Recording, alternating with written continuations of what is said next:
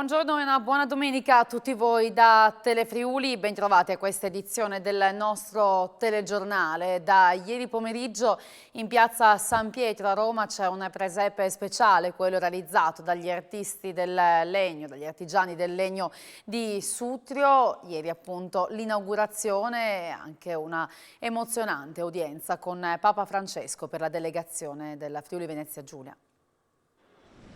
Santità, noi da subito dalla carne alla parte montana del Friuli Venezia Giulia abbiamo portato il presepe. Una natività a grandezza naturale scolpita in grossi tronchi di legno di cedro dagli artigiani del legno di Sutrio. È il presepio esposto in piazza San Pietro, realizzato utilizzando gli alberi spezzati dalla tempesta Vaia da 11 artisti e presentato ieri a Papa Francesco. Il presepe è sostenuto dalla Regione da Promoturismo e FVG d'intesa con l'Arcidiocesi di Udine ha una superficie totale di 116 metri quadrati. Sono disposte su questi 18 statue ricavati da tronchi in legno massello di cedro. Ogni personaggio dell'opera inoltre brilla grazie a uno speciale progetto di light design donato al comune di Sutrio dalla ditta croata Schirà. Emozionanti lo svelamento di ieri pomeriggio e l'udienza con Papa Francesco. La delegazione della nostra regione era cappeggiata dal governatore Fedriga.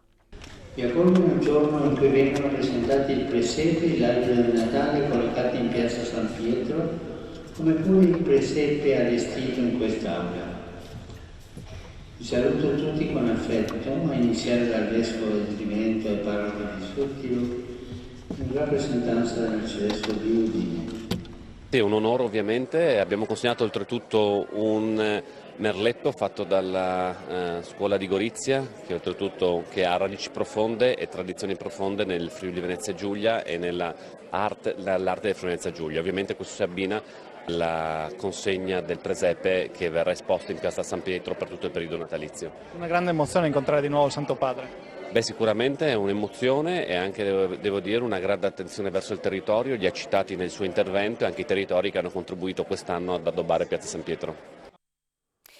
Nonostante il taglio al maxi sconto nazionale, parliamo di carburanti, il prezzo alla pompa nella nostra regione resta competitivo grazie allo sconto regionale, molto competitivo rispetto ai paesi confinanti. A precisarlo l'assessore regionale Scoccimarro. Nonostante il taglio del maxi sconto nazionale sui carburanti, i prezzi in Friuli Venezia Giulia restano competitivi rispetto a quelli praticati oltre confine, grazie allo sconto regionale reso possibile da uno sforzo economico di 55 milioni di euro. Lo ha affermato l'assessore regionale alla difesa dell'ambiente, energia e sviluppo sostenibile Fabio Scoccimarro. Lo sconto di 29 centesimi sulla benzina e di 20 centesimi sul diesel applicato nei comuni in area 1, dice Scoccimarro, consente ai nostri concittadini di pagare il carburante al prezzo più basso d'Italia, eguagliando o addirittura andando sotto la concorrenza oltre confine. L'esponente della giunta regionale ha inoltre precisato che l'ulteriore sconto di 5 centesimi al litro concesso ai proprietari di auto ibride permette di ridurre l'inquinamento aggiuntivo determinato dal turismo del pieno, mantenendo risorse economiche nel nostro paese. Nelle prossime settimane, conclude Scoccimarro, partirà anche la sperimentazione della nuova app che permetterà di dematerializzare la tessera e di godere di molti servizi, oltre a dare la possibilità alla Giunta di intervenire in periodi di particolare crisi innalzando lo sconto fino a un massimo di ulteriori 10 centesimi al litro per i residenti nella prima fascia. Con l'inizio del 2023 si robustirà il Corpo Forestale regionale che soffre da tempo di una forte riduzione del personale. Saranno una sessantina i nuovi dipendenti che andranno poi formati, una formazione che deve guardare anche alle esperienze delle altre regioni attraverso uno scambio di conoscenze, così ha detto l'assessore regionale alle risorse forestali Stefano Zanier all'inaugurazione della sede del distretto unico di antincendio boschivo Valcosa Valdarzino nel centro polifunzionale di Casiacco, un attesa inoltre a breve una risposta positiva dalla Sardegna per attivare con la nostra regione un rapporto di interscambio sulla formazione che sarà proficuo per entrambi i territori. Quando parliamo di antincendio, ha aggiunto Zani, dobbiamo ricorrere le due realtà che lavorano assieme, i volontari della Protezione Civile e il Corpo Forestale che ha competenza diretta in materia. L'operatività di queste due componenti ha successo quando il coordinamento è stretto, altrimenti si rischiano difficoltà esecutive. E veniamo a Udine perché nonostante la pioggia che ha bagnato chi ha corso durante la notte, con il tempo che era stato un po' più clemente, nella giornata di ieri e dopo una piccola pausa è ripresa a cadere abbondante nella mattinata di oggi, non si ferma la corsa per la ricerca di Telethon, la staffetta 24 per un'ora organizzata dal comitato udinese presieduto da Marco Decker procede in piazza Primo Maggio lungo il circuito con i frazionisti delle 546 squadre partecipanti dentro i tendoni del villaggio Telethon con la musica e la festa sul palco principale, le band che da ieri incessantemente danno il loro contributo al grande evento che è tornato in presenza nel centro di Udine fino alle 15.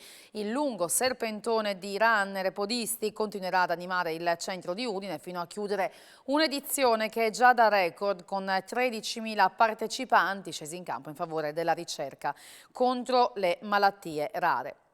E ci spostiamo a Pordenone perché il progetto che vuole la realizzazione in via Molinari di una palazzina da 12 piani alta quasi 40 metri spaventa i gruppi consiliari di minoranza e alcuni cittadini. Il sindaco Ciriani tuttavia non intende arretrare di un passo e annuncia importanti investimenti in quell'area.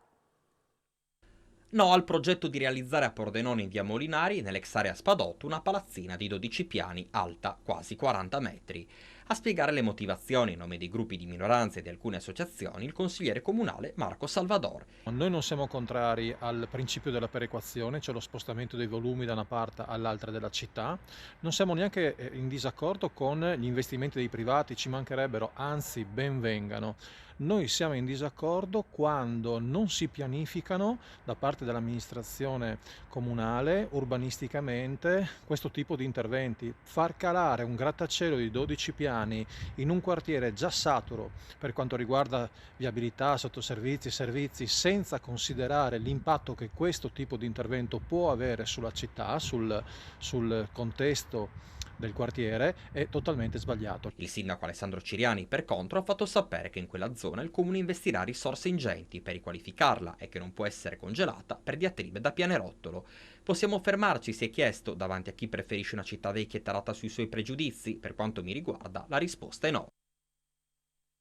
Il gruppo Chiarcosso di Udine ha festeggiato 64 anni di attività, un'azienda leader nel settore della logistica proiettata al futuro e che nel momento della crisi ha pensato di investire.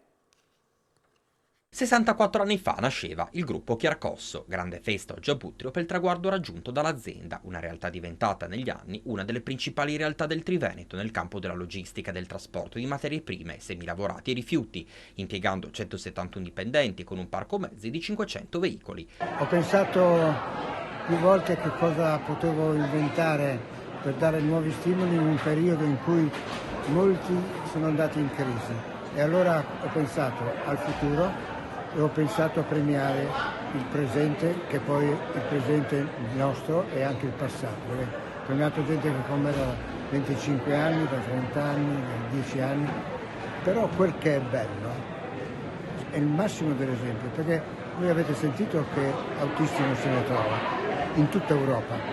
Noi abbiamo a disposizione 10 nomi nuovi e la gente che vuole venire a lavorare da noi. Presente per l'amministrazione regionale l'assessore Barbara Zilli. È una famiglia che ha lavorato con tenacia senza fermarsi davanti alla difficoltà ed è una storia da raccontare a tutti perché è un esempio di come il Friuli Venezia Giulia può ancora una volta, ancora di più uscire dalla crisi grazie a imprenditori o come vuole Sante Chiarcosso, autotrasportatori di questo livello. 30 anni senza Moretti, dopo un lavoro di ricerca durato quasi 2 anni a Udine, una mostra a tema dedicata al rapporto tra la birra Moretti, il Friuli e la comunità. 30 anni senza Moretti. Dopo un anno di ricerca partecipativa è pronta al debutto una mostra realizzata dall'artista francese Fabienne Marquès. Associa e mette in relazione tra loro elementi di archivio, documenti, oggetti d'uso con le opere visive contemporanee create dallo stesso artista. La mostra sarà visibile al pubblico sino al 15 gennaio al Museo Etnografico del Friuli a Udine. Il progetto per la realizzazione di un archivio collettivo di immagini e narrazioni, dedicato al rapporto tra la birra Moretti, il Friuli e la comunità, propone una riflessione multidisciplinare. Moretti da sempre offre un legame forte con Udine. Il baffone è un simbolo e il baffone c'è ancora sul territorio friulano e alcune insegne si accendono ancora.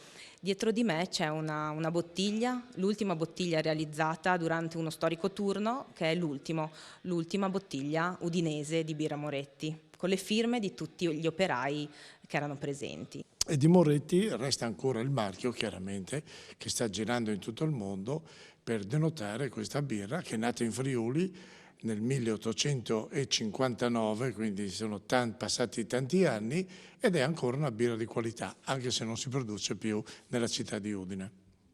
Ieri nel Salone Abbaziale Santa Maria in Silvisi Sesto al Reghen è stata inaugurata la mostra Nativitas, i presepi di Umberto Valentinis, allestita nell'ambito della 31esima edizione del Festival Internazionale di Musica Sacra per iniziativa del Comune. I presepi del noto poeta e incisore udinese sono traduzioni di immagini miniaturizzate del racconto della Natività, si presentano come paesaggi fantastici nati dall'assemblaggio di elementi naturali.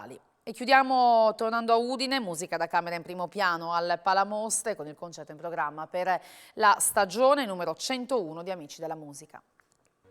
Dopo l'esibizione della FVG Orchestra sui 50 anni dalla scomparsa di Luigi Garzoni, il Teatro Palamostre ha ospitato il secondo dei concerti in calendario alla 101esima stagione degli Amici della Musica di Udine, secondo appuntamento di stagione con il duo Fabio Di Casola, clarinettista di Lugano, nominato musicista svizzero dell'anno 1998, e Paola De Piantevicin, pianista padovana pluripremiata in diversi concorsi, con il repertorio musiche di Clara Schumann, Marie Elisabeth von Sachsen-Meningen, Charles-Marie Widor, Robert Schumann e Francis Poulenc. Oltre alla citata nomina di musicista svizzero, Fabio Di Casola, professore di clarinetto e di musica da camera alla Hochschule Kunst di Zurigo, seppure accreditato il premio Pic Suisse per la musica contemporanea, per la quale ha vinto anche il primo premio al concorso di Stresa. Paola De Piantevicin, diplomata in pianoforte al Conservatorio di Padova, oltre al credito di premi in diversi concorsi, si è esibita su prestigiosi palcoscenici italiani e non,